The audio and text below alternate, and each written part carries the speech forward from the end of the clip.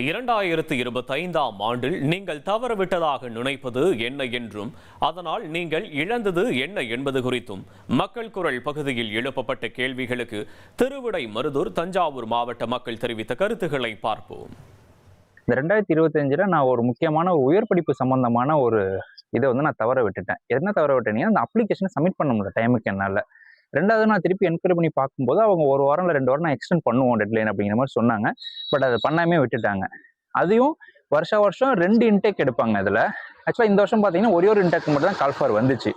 So 2025ல என்ன ரீசன்னு தெரியல, இந்த வருஷம் மட்டும் அது நடக்காமே போயிடுச்சு. 2 இன்டேக் வரல. ரெண்டாவது என்னால் அப்ளை பண்ண முடியாமல் போனதுனால அது ஒரு வருத்தத்தக்க செய்தியா இருக்கு.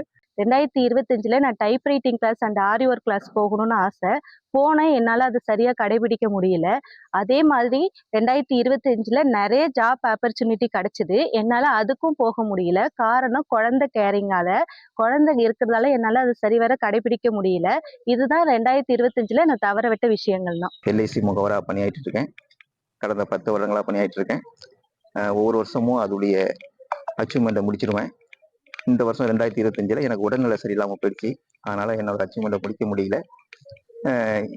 இனி ஒரு 2026ல முழு ஆரோக்கியத்தோட இந்த LICயோட டார்கெட் அச்சீவ்மெண்ட்டை முடிக்கணுங்கிறது என்னுடைய ஆசை. 2025ல தவறவிட்ட விஷயம்னு பார்த்தா எனக்கு எதுவும் இல்லை.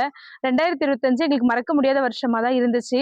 என் கெரியர்ல என்ன பண்ணணும்னு கனவு கண்டனோ அதே மாதிரி இப்போ நான் ஒரு டீச்சரா இருக்கேன். அதுவும் 2025ல தான் நடந்துச்சு.